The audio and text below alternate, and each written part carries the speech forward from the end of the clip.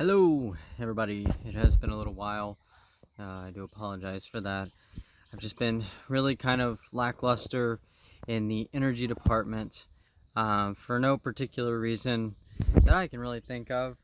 Um, it may just be that I've gotten a new job as a tour guide for Mauna Kea, and that takes up a little bit of my time. But honestly, I think the rain, April has been very rainy. I mean, we've got puddles forming all over our land, which I wouldn't have thought possible until this month, because the drainage here is so incredibly amazing that it just didn't seem likely. But anyway, I knew I needed to get back in action on here, and wanted to make a video. And as soon as I turned on the camera, I saw that my face was sunburned to an embarrassing degree. So it made me laugh and think maybe I should just talk about um, the other day, and something everybody probably knows, which is how to protect yourself on the beach and whatnot. So me and Caitlin, when we want to relieve a little bit of stress, have what we call a fun day, we're probably going to be going to Hapuna Beach.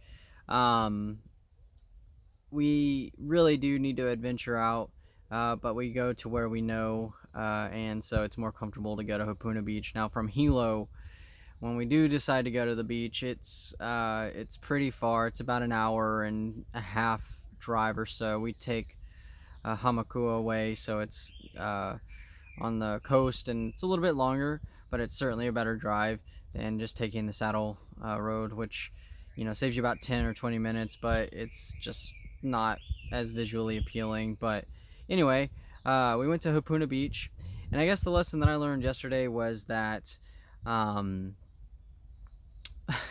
even if it's cloudy, put on sunscreen, or at least be prepared. We got there at about 10:45, 11 o'clock in the morning, and it was really overcast, and we were really happy about that because there was just so few people there. It was a gem of a day, so to speak. The water was a little bit less active, so there wasn't any boogie boarding going on, so the water was even available. So basically we were able to get really good spot on the beach, and then also able to get in the water, not be shoulder to shoulder with some people, which has happened in the past. And we stayed there until about 2:30 p.m. So not over the top or anything like that, but we just Caitlin and I just did not just looked at myself again.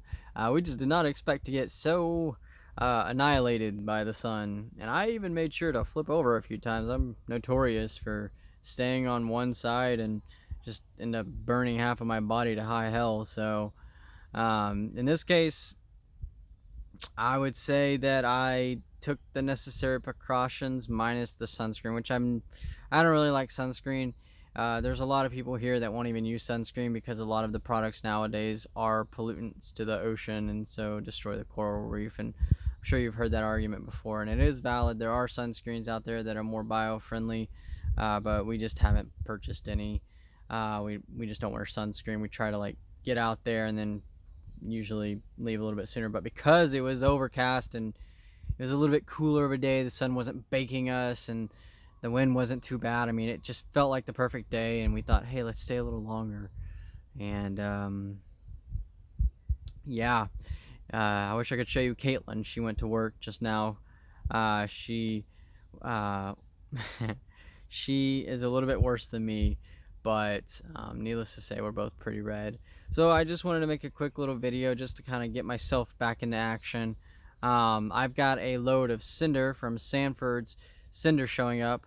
I might make a video on that if I can record the truck. You'll see what it is, but you pay about $600. It takes about 4 weeks for Sanford's to deliver their red cinder. That's their trademark product. So if you are interested in developing a driveway with the red cinder, you've got to pre-order that stuff basically for 4 weeks in advance. They don't charge you until the time being, but it's about $600, just on the high end of 500. And I mean, it's worth it. If you go and buy individual bags of cinder, you're certainly shooting yourself in the foot. But if you need it, you got to do it, because sometimes you can't really get it from Sanford's in time. And there are companies out here that do like a halfway approach where they purchase it from Sanford's and then send it to you. And I just don't understand how those guys are even in business. I'd sooner just wait for Sanford's than pay more money to a person who does exactly what I did, which is call Sanford's and place an order. Anyway, beaches can be pretty vicious. Um, Another little update is that Caitlin and I have been infected with a nice little rash. Um, we think it's maybe ringworm, which sounds like a worm, but it's not a worm. It's just a growth pattern. Basically it's jock itch. I hate to say it because it sounds so bad, but it's just a product of what I presume is not so great hygiene. You know, when you get out here and you're working and you leave your clothes on a little too long, or you might go to bed tired, you just don't really take proper care to wash yourself. I mean, our shower system doesn't exactly scream use me with you know, having to fill it up with water and so on and so forth. But basically we both got this skin issue going on. I've got it in my groin and buttocks area and armpits, and Caitlin's got it downstairs as well, and it's being taken care of. And surprisingly, we've tried all the creams and stuff. If you get something like this, if you feel like it's that, which, you know, you can try to figure it out. We were afraid it was a staph infection at first. I was taking antibiotics, but nothing changed, so that kind of ruled out staph. Basically, we used all the creams and everything else, and what is working for us is a product called Desitin, which this is what we purchased originally, but it has zinc oxide in it, and it's really just not very concentrated. So Caitlin purchased this product with a 40% zinc dioxide, and honestly it's not too bad.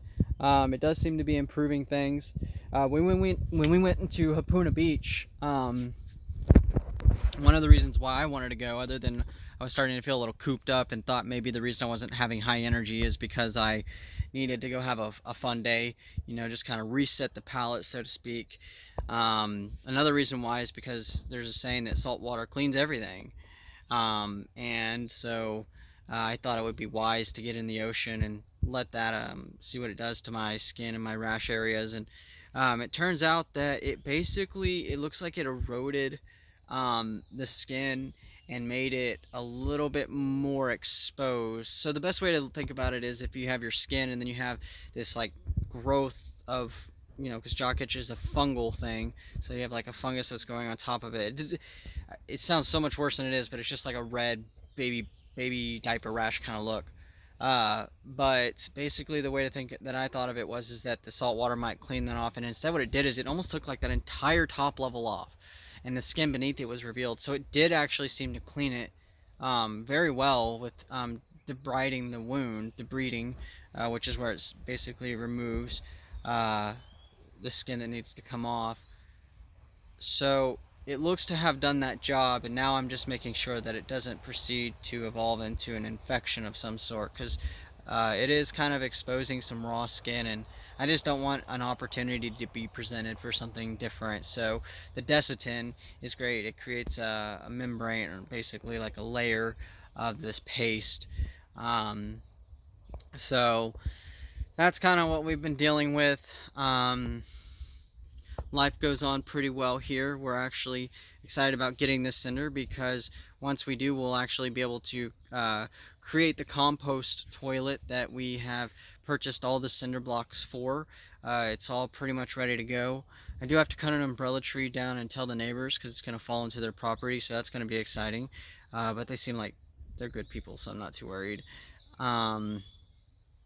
But once we get the cinder today, you know, it's all guns a-ho, because that means we'll be able to lay paths down and actually create a level base where we can maybe start investing in the deck, which I'm so excited for, because that's basically the next big step in our life.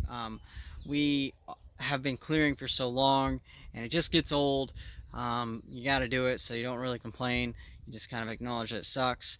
But once we get the cinder back there, we've already cleared it out and removed the stumps, and we should be able to create a level foundation to put like cinder blocks, like base support cinder blocks for our posts and whatnot. So basically, it's going to be kind of a big step for us. It will allow us to take the next phase more seriously, because for now it's just us been waiting on this dadgum cinder, and it, like I said, it takes about a month to get here.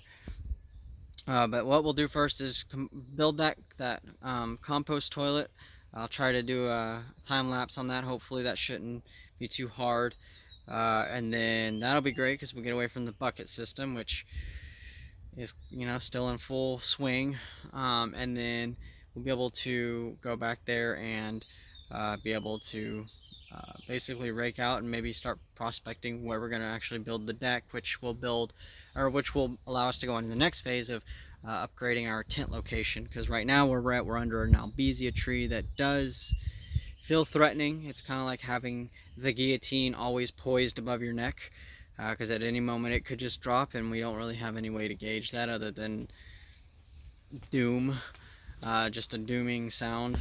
But yeah, we'll be able to translocate ourselves over to the deeper part of the property, get away from the road, which we're not too close, but it's certainly close enough that I would like to not be here. And then it'll just open up all the space. So things are really moving along very well here. I'm very excited that I'm talking about it with you guys. But I think that's gonna be about it. If you have any questions, please leave them in the comments. I'll try to get to those. Don't forget to subscribe. It would be great to see this channel grow. I think we got our first subscriber, which is small potatoes, but who doesn't like a potato once in a while?